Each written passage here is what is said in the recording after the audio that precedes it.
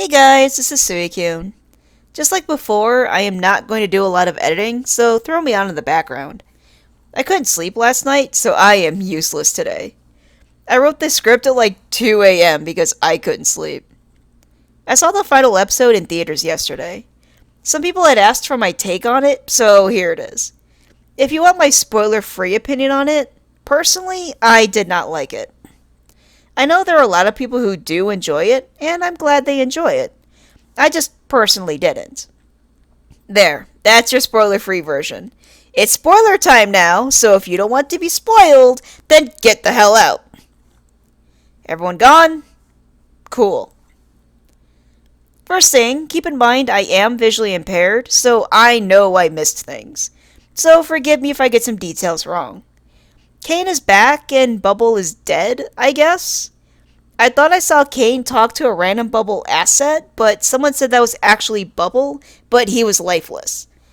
So, was the version of Kane that got deleted the version where Bubble was incorporated? Because it seemed like Kane's entire personality changed the moment Bubble was gone. And Kane didn't seem to acknowledge Bubble was dead. There was so much wrong in this episode.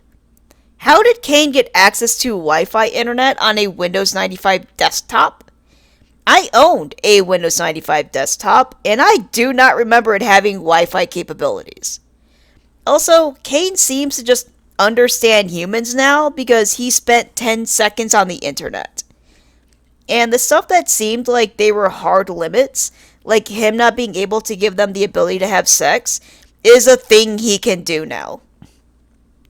Unless Zubul and Gangle conjured something themselves, maybe? I really hope that's what happened. I also didn't like how all the effort had to come from Kane and zero from the players. They never even attempted to understand him. They never acknowledged their part in their own misery and the misery they caused him. They never acknowledged they held him to impossible standards. They never acknowledged how they held resentment towards him for years, believing he was keeping them trapped in the circus when that was never his fault. They never acknowledged they could have improved their situation if they had actually reached out to him sooner. Kane had to suddenly understand shit he never should have been able to understand as an AI and basically take all the blame for himself when I proved in my other videos that the players had plenty of blame on their shoulders. And I think it even basically proves that the humans have more of an ego than Kane. Because, like I said, Kane had to accept all the blame himself so everyone else can move forward. If Kane had actually tried to explain his side of things and how they treated him, they would have just immediately became defensive and said how he's egotistical, yada yada. Because Kane forbid they actually take responsibility for their actions. Nothing less than Kane saying everything was his fault, even when it's not, was going to make them happy. So Kane had to be the bigger person, despite being an AI, and took the hit. And it kind of touches on one of my biggest worries if Kane came back. I was worried they were basically going to fix him, so he would get along better with the humans. And since so many people have said he's autism coded, he basically had to stop having it so the humans would accept him. Go figure. And for anyone who's looking at my previous videos and thinking I was wrong, I was not. What did I say in my previous videos? Jax was intentionally and maliciously abusing the players and tried to ruin their good time. Jax being gone would fix 50% of the issue. Jax is gone, and suddenly everyone is a lot happier. Go figure. I also said they had to accept their brain scans and can't leave and stop blaming Kane for that. They finally did. I also stated that Kane learns from interacting with the players, and they finally let him interact with them and learn. And since they are less toxic now, theoretically, his AI should be pushing out much less garbage. I also said people were mad Kane didn't do whatever the players wanted like a genie. In episode 7, he offered to be their genie in exchange for their friendship and understanding. In episode 9, he basically had to be their genie, whether they treated him well or not. And then you have the issue about him keeping his adventures open. Why he can do that now and not before, I'm not sure. Logical answer is because shut up, the plot has to plot. It's also possible Kane can't make intelligent NPCs like he used to be able to, so maybe that's no longer a concern. I don't recall seeing any NPCs at the end, but it's very possible I simply missed them. Oh wait, I think I saw the Glink Queen? But maybe she's no longer intelligent? Who knows? Kane mentioned not being able to do all the things he used to, but never elaborate on what that is. I was also confused during the whole door thing. I thought the red dot and Kane were the same thing, and I thought Scratch somehow came back from abstraction.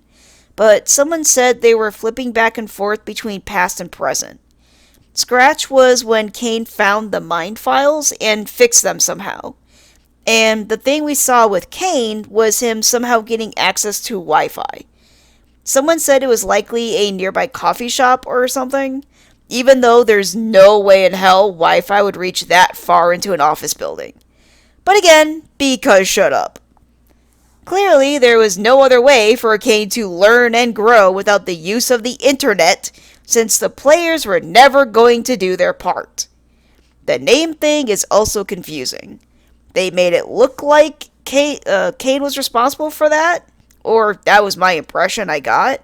But it's not like they suddenly remembered their names and all the names they forgot. Kane had to tell them their names in a little slideshow. So does that mean they still don't know the other names? Like, does Kinger know Scratch's real name? Or the names of the other devs? Or Kane's original name? Because if not, then there still might have been some other reason for the name thing, and Kane only knows their real name for whatever reason. Who the hell knows? It was never explained. I can't even touch on the whole blue dot thing because that shit just made no sense. Episode 8 made it look like Kane needed the blue dot so his shapes would be better, but I guess not. They didn't seem to be any real consequence to him getting rid of it. So, yeah, just my quick thoughts on it. Basically, the things I said would need to happen for them to reconcile is basically what happened, except Kane took all the blame upon himself, which, like I said, was the only way those assholes were ever going to move forward with him. So it was probably for the best. He can handle taking the blame, while their fragile egos can't. I just really don't like how he had to brush off 20 years of feeling unwanted and unloved and believe it was his fault he was. I don't like how he had to be fixed. I'm glad, I guess, it ended on a happy note. I'm just annoyed at how it got there with Kane. And one last thing, they are doing an awfully well for being inside a computer that's now perpetually in a blue screen of death.